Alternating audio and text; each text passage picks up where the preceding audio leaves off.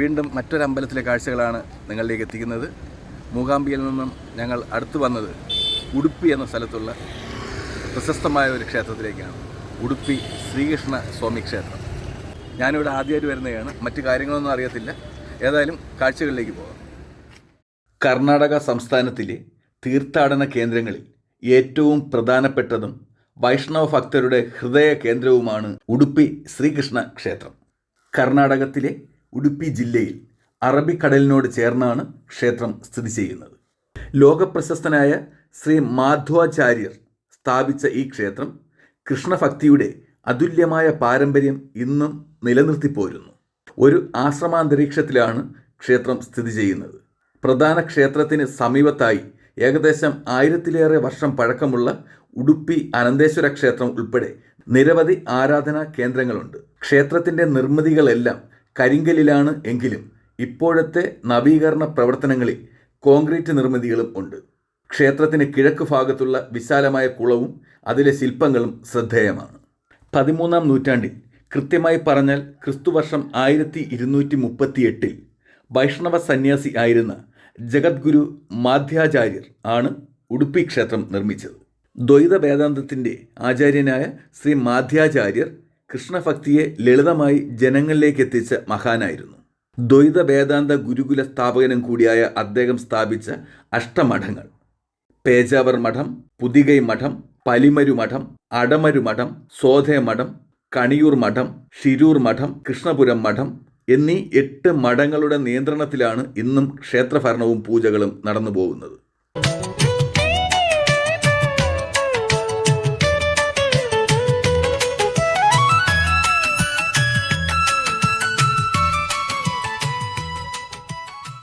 നേരത്തെ കണ്ട പാർക്കിംഗ് ഗ്രൗണ്ടിലെ കവാടത്തിൽ നിന്നും ഏകദേശം 200 മീറ്ററോളം ചെല്ലുമ്പോഴാണ് ഉടുപ്പി ശ്രീകൃഷ്ണ ക്ഷേത്ര കോമ്പൗണ്ടിന് മുന്നിലെത്തുന്നത്.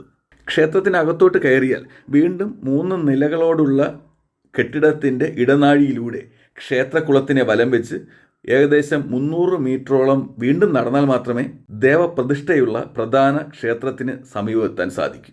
ക്ഷേത്രക്കുളത്തിനെ വലം വെച്ച് ചെല്ലുന്നതുവരെ മാത്രമേ ഷൂട്ട് ചെയ്യാൻ അനുവാദമുള്ളൂ. തുടർന്ന് ക്ഷേത്രത്തിന് പുറത്തേക്ക് ഇറങ്ങുന്നത് മുതലുള്ള ബാക്കി കാഴ്ചകളാണ് ഈ വീഡിയോയിൽ ഉൾപ്പെടുത്തിയിരിക്കുന്നത്. ഉടുപ്പി ക്ഷേത്രത്തിലെ ഏറ്റവും പ്രധാനപ്പെട്ട ഐതിഹ്യം കൃഷ്ണ വിഗ്രഹത്തിൻ്റെ ഉത്ഭവം തന്നെയാണ്. ഒരു കാലത്ത് അറബിക്കടലിലൂടെ ഒരു കപ്പൽ വലിയ കൊടുങ്കാറ്റിൽപ്പെട്ട് മുങ്ങാനിടയായപ്പോൾ ശ്രീ മാധ്വാചാര്യർ തൻ്റെ ദൈവീക ശക്തിയാൽ കപ്പലിനെ രക്ഷിച്ചു. തുടർന്ന് കപ്പലുടമ നന്ദിയായി നൽകിയ കറുത്ത മണ്ണിനുള്ളിൽ നിന്നാണ് ബാലകൃഷ്ണൻ്റെ വിഗ്രഹം ശ്രീ മാധ്വാചാര്യർ കണ്ടെത്തിയത്. ഈ വിഗ്രഹം ഗോപി ചന്ദനത്തിൽ പൊതിഞ്ഞ നിലയിൽ ആയിരുന്നു. അതാണ് ഇന്ന് ഉടുപ്പിയിൽ ആരാധിക്കപ്പെടുന്ന ശ്രീകൃഷ്ണ വിഗ്രഹം. ഉടുപ്പി ക്ഷേത്രത്തിൻ്റെ ഏറ്റവും പ്രത്യേകതയുള്ള ഭാഗമാണ് കനകനക്കിണ്ടി. വ്യാസതീർത്ഥരുടെ ശിഷ്യനും സംഗീതജ്ഞനുമായ കനകദാസനും ഉടുപ്പി ക്ഷേത്രവുമായി ബന്ധപ്പെട്ട ഒരു ഐതിഹ്യമുണ്ട്. ജാതീയ വേർതിരിവ് പ്രബലമായിരുന്ന കാലത്ത് ദളിത് സമുദായത്തിൽപ്പെട്ട മഹാഭക്തനായ കനകദാസൻ ക്ഷേത്ര ദർശനത്തിനായി ഉടുപ്പിയിലെത്തിയെങ്കിലും ക്ഷേത്രത്തിനകത്ത് കടക്കുന്നതിനോ വിഗ്രഹ ദർശനം നടത്തുന്നതിനോ സാധിച്ചില്ല. ക്ഷേത്രപ്രവേശനത്തിന് വ്യാസരാജ സ്വാമികൾ നിർദ്ദേശിച്ചിട്ടുപോലും ബ്രാഹ്മണ പുരോഹിതർ താഴ്ന്ന ജാതിക്കാരനായ കനകദാസനെ തടഞ്ഞുവെന്നാണ് പറയപ്പെടുന്നത്. തുടർന്ന് കൃഷ്ണഭജന നടത്തിയും കീർത്തനങ്ങൾ രചിച്ചും ക്ഷേത്രത്തിന് പടിഞ്ഞാറ് ഭാഗത്ത് കനകദാസൻ ദീർഘകാലം കഴിഞ്ഞുവെന്ന് പറയപ്പെടുന്നു.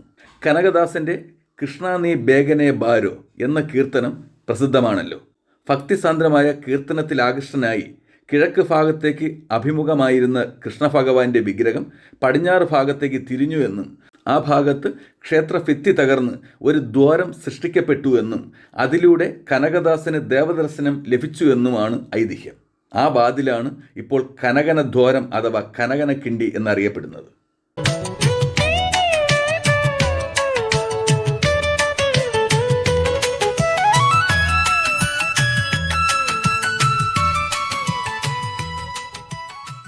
കനകദാസൻ അന്ന് ക്ഷേത്രത്തിന് പടിഞ്ഞാറ് ഒരു ചെറു കുടിലിലാണ് കഴിഞ്ഞിരുന്നത്. അവിടെ ഇപ്പോൾ ഒരു ഗോപുരം പണി കഴിപ്പിച്ചിട്ടുണ്ട്. സംഗീതജ്ഞനുള്ള ഒരു സ്മാരകമായി കനകനക്കിണ്ടി എന്ന വാതിലും കനകന മന്ദിരം എന്നറിയപ്പെടുന്ന ഗോപുരവും ഇപ്പോൾ കാണാം. ഗോപുരത്തോടനുബന്ധിച്ചുള്ള മണ്ഡപത്തിൽ ഇപ്പോൾ അഖണ്ഡ കീർത്തനാലാപനം നടന്നു വരുന്നുണ്ട്. ജാതീയമായി വേർതിരിവിൻ്റെ ഒരു ഐതിഹ്യ കഥ ഇവിടെ ഉണ്ടെങ്കിലും ഇപ്പോൾ ക്ഷേത്രപ്രവേശനത്തിന് നിയന്ത്രണങ്ങളൊന്നുമില്ല. ഇന്ന് ഭക്തർക്ക് കൃഷ്ണനെ ദർശിക്കാനാകുന്നത് വെള്ളി നവരത്നങ്ങളാൽ അലങ്കരിച്ച കനകനക്കിണ്ടിയിലൂടെയാണ്. ഉഡുപ്പി ക്ഷേത്രത്തിലെ പൂജകൾ മാധ്വ സമ്പ്രദായം അനുസരിച്ചാണ് നടക്കുന്നത്. പ്രതിദിനം 5 കാലപൂജകൾ, അഷ്ടമഠങ്ങൾ മാറി മാറി നടത്തുന്ന പര്യായ പൂജ, കർശനമായ വൈഷ്ണവ ആചാരങ്ങൾ ഇവയെല്ലാം ഈ ക്ഷേത്രത്തിൻ്റെ ആത്മാവാണ്. ഉഡുപ്പി എന്നാൽ കൃഷ്ണനൊപ്പം ഓർമ്മ വരുന്നത് ഉഡുപ്പി ഭക്ഷണം തന്നെയാണ്. സാത്വികമായ വിഭവങ്ങൾ, ഉള്ളി വെളുത്തുള്ളി ഉപയോഗിക്കാത്ത പ്രസാദം, ക്ഷേത്ര അടുക്കളയിൽ തയ്യാറാക്കുന്ന മഹാപ്രസാദം എന്നിവയിൽ നിന്നാണ് ലോകപ്രശസ്തമായ ഉഡുപ്പി ഹോട്ടൽ സംസ്കാരം രൂപപ്പെട്ടത് എന്നാണ് പറയപ്പെടുന്നത്. ശ്രീകൃഷ്ണ ജന്മാഷ്ടമി, പര്യായ ഉത്സവം, മകരസംക്രാന്തി, നവരാത്രി ആഘോഷങ്ങൾ എന്നിവയാണ് ഇവിടുത്തെ പ്രധാന ഉത്സവങ്ങൾ. ഓരോ 2 വർഷം കൂടുമ്പോഴും നടക്കുന്ന പര്യായ ആഘോഷത്തിൽ ക്ഷേത്രഭരണം അടുത്ത മഠം അധികാരികൾ ഏൽക്കുന്നു. രഥസപ്തമി, മാധവ നവമി, ഹനുമാൻ ജയന്തി, ദസറ, നരക ചതുർദശി, ദീപാവലി, ഗീതാ ജയന്തി എന്നിവയും ഇവിടുത്തെ പ്രധാന ആഘോഷങ്ങളാണ്. ക്ഷേത്രമുറ്റത്തെ ബ്രഹ്മരഥവും രഥോത്സവവും പ്രസിദ്ധമാണ്. ജന്മാഷ്ടമി ദിനത്തിൽ ഉഡുപ്പി നഗരം മുഴുവൻ കൃഷ്ണനാമ സങ്കീർത്തനങ്ങളാൽ മുങ്ങിയമരുന്നു. വിശ്വാസികളിൽ നിന്നും ലഭിക്കുന്ന ഭണ്ഡാര വരുമാനവും അഷ്ടമഠങ്ങളിൽ നിന്നുള്ള സാമ്പത്തിക സഹായവുമാണ് ക്ഷേത്ര ചിലവുകൾ നികത്തുന്നത്. ക്ഷേത്രത്തിൽ വമ്പിച്ച ഭൂസ്വത്തുക്കൾ ഉണ്ടായിരുന്നെങ്കിലും 1975 ഭൂപരിഷ്കരണ നടപടികളിൽ അവ ഏറിയ ഭാഗവും നഷ്ടപ്പെട്ടു. ദർശനം കഴിഞ്ഞ് പുറത്തേക്ക് ഇറങ്ങുന്നത് മുതലുള്ള കാഴ്ചകളാണ് ഇനി നിങ്ങൾ കാണാൻ സാധിക്കുന്നത്. ക്ഷേത്രത്തിലെത്തുന്നവർക്കെല്ലാം അന്നദാനം ഇവിടുത്തെ ഒരു പ്രത്യേകതയാണ്. ക്ഷേത്രത്തിനോടനുബന്ധിച്ച് നല്ലൊരു ഗോശാല കൂടിയുണ്ട്. ക്ഷേത്രത്തിലേക്കും ഭക്ഷണശാലയിലേക്കുമുള്ള പാലുൽപ്പന്നങ്ങൾ ഇതിൽ നിന്നും ലഭിക്കുന്നു.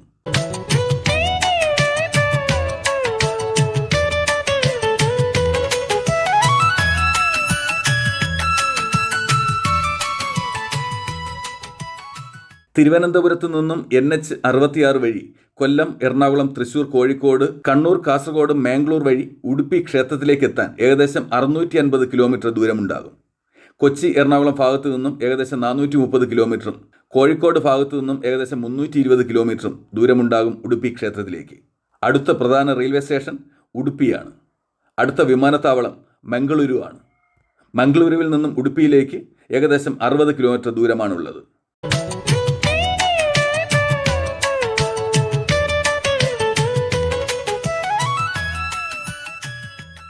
ഭക്തി, വിശ്വാസം, ഐതിഹ്യം, ചരിത്രം എല്ലാം ഒന്നായി ഒഴുകുന്ന ഉഡുപ്പി ശ്രീകൃഷ്ണ ക്ഷേത്രം എല്ലാ കൃഷ്ണഭക്തർക്കും ഒരിക്കലെങ്കിലും സന്ദർശിക്കേണ്ട ഒരു ദിവ്യ സ്ഥാനമാണ്.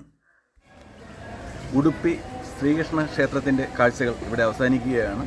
ഇനി ഞങ്ങൾ ഇവിടെ നിന്ന് അടുത്തു പോകുന്നത് ധർമ്മസ്ഥല എന്ന അമ്പലത്തിലേക്കാണ്. ആ ധർമ്മസ്ഥലയുടെ കാഴ്ചകളുമായി അടുത്ത വീഡിയോയിൽ കാണാം. അതുവരേക്കും നന്ദി, നമസ്കാരം.